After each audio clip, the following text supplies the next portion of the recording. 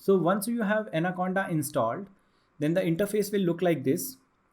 You can see like we have various options here, and very first thing, like when you are in the home, then we have options to launch Jupyter Lab, Jupyter Notebook, and we have already discussed the differences between Jupyter Lab and Jupyter Notebook. So specifically we will be working with Jupyter Lab in this particular session, and then you can also explore other areas if you are interested in maybe something related to visualization or data mining or R. Then please have a look. These will give you other good options to have maybe desktop based IDE to work with Python or R. Just have a look at others, but for the time being I will be moving on to Jupyter Lab, and we will be delving deeper into that, and we will be exploring the areas within Jupyter Lab specifically.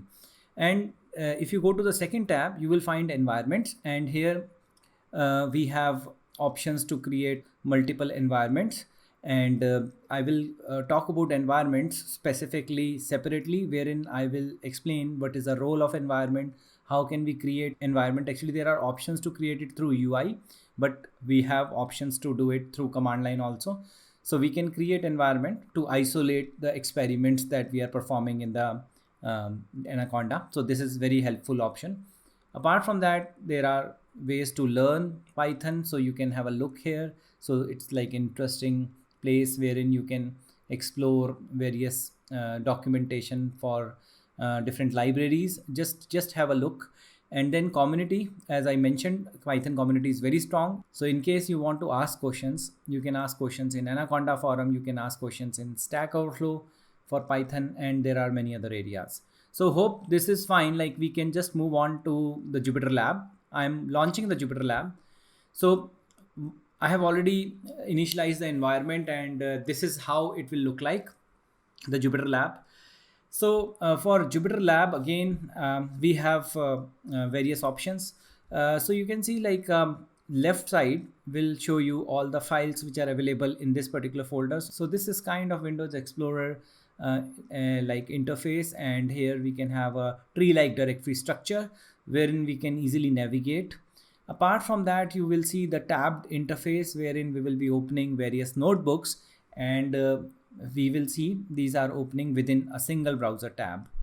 Apart from that, we will be also working with terminal sometimes in between to install some custom libraries, or maybe playing with some Linux commands, even though we can work with Linux commands within notebook also by using exclamation and then Linux command, but we will see like terminal option also. I will show you both the options, how do we fire Linux commands here and how do we fire Linux commands in the terminal. So we will explore that. Apart from that, we have an option, very nice option, to upload some data to this environment, or you can also upload your other artifacts. For example, IPython notebook itself or Jupyter notebook itself, if you want to upload, you can do that here. Apart from that, you can create folders, and then there are options here like you can launch notebook, terminal, markdown file, text file, or console. And then we have so many options in the edit mode also, and options in the view mode, and specifically in run mode. When we launch our notebook, then it will be visible and they will be enabled. So during that time I will talk about these options. And then we have kernels. We can shut down kernels, we can start kernel, restart kernel. So all these options are available. And then these are few settings in the Jupyter notebook, but we will see like the important things specifically that we want to work with today. So let's get started with Python, and it will be a lot of hands-on. So a kind of crash course wherein you will learn how to apply Python practically to your data sets. So one more thing, like I want to show you these things, like you can also shut down if there is any kernel session running. So I will shut down this, I will shut down this. So maybe there is a previous sessions which were running, so you can go here or you can come back here. So this will be helpful option to shut down terminal sessions or shut down the kernel session. So this is important option, that's why I'm explicitly showing you that. So now coming back here, and I'm launching the very first notebook, and this is Untitled one. And this notebook I can rename, and I can simply say that I want to give my own name here. So I'm giving a name, getting started. with Python. Okay, so this is all set, and here we have Python 3, and this is a kernel. You know, Jupyter Notebook supports so many kernels. Even though I'm saying Jupyter Notebook, don't take me otherwise. Like, we are working in Jupyter lab right now, but just understand the kernel concept is very much similar. So it is like we can switch another kernel, but here we don't have any other kernel. If you have like Scala installed or some other like maybe R, or you want to work with some other kernel, then you can switch this kernel to some other language. But for the time being, we are having Python 3, and that's what we want to do. So let's get started, and we start writing code into this particular environment. So here, when you write code, so you have to select code in the drop down. If you don't have that, then it will not understand it as a code. Otherwise, you have another option to write Markdown. I just selected this option as Markdown, and when I do that, I can start writing my Markdown here. And here I am saying introduction to Python variables, and I will just run the cell using Shift Enter. So when I run this, you can see now it is in bold color and it is not code. So the second cell that we have in this notebook is code right now, and we will start writing Python code with this. So apart from that, we have various options to work with this notebook.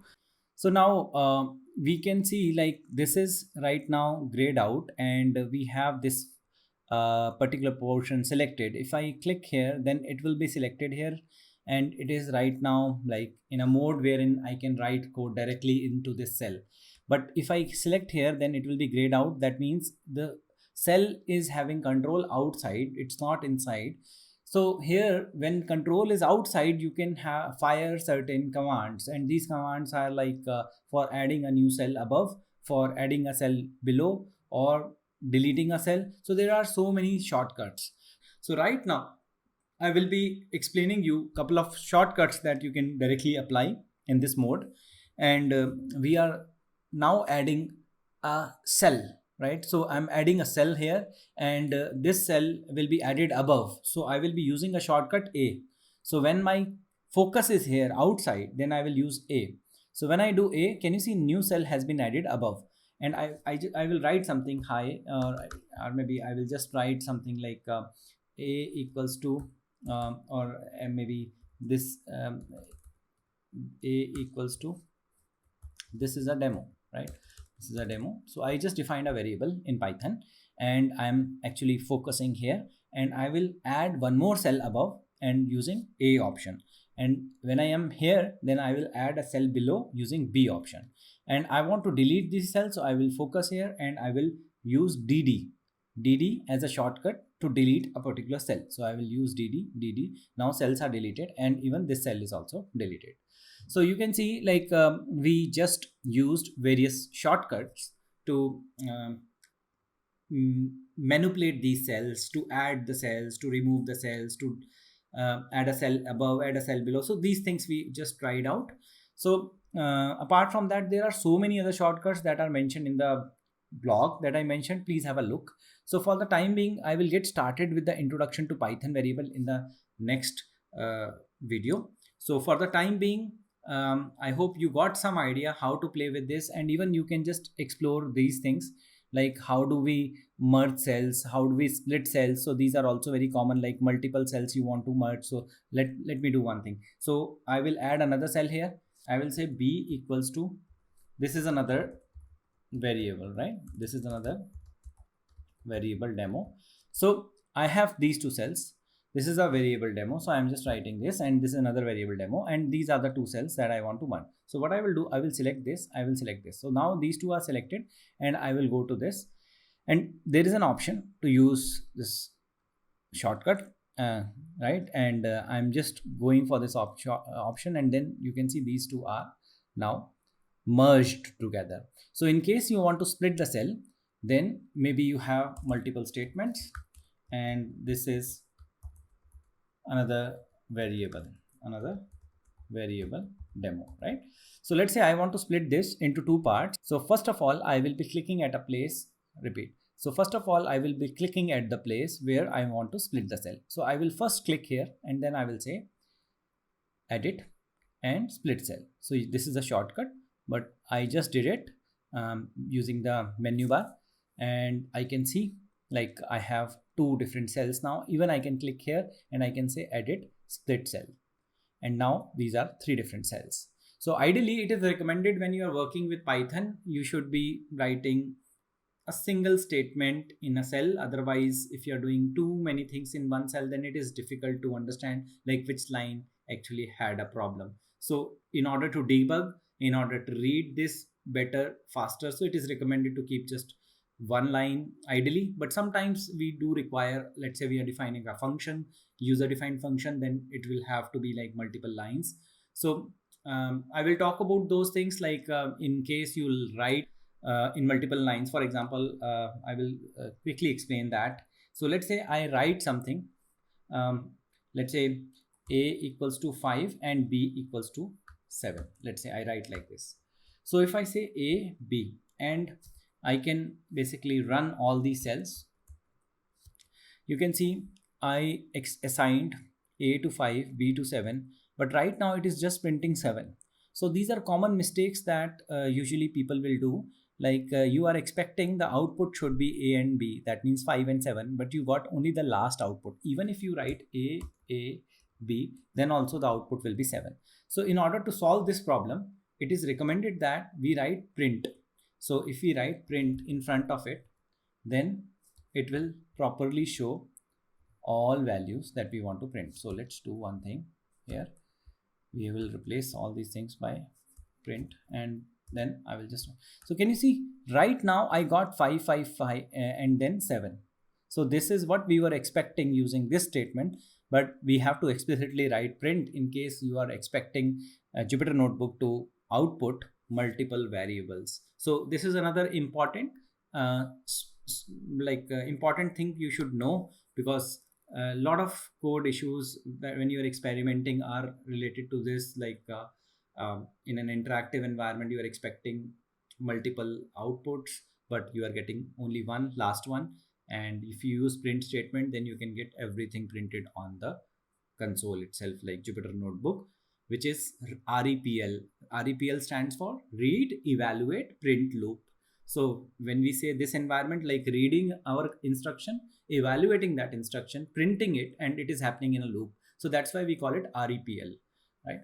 So this is another name for this interactive notebook, but I think for the time being we are good, and we will start with Python introduction immediately after this. So let's start with a new topic.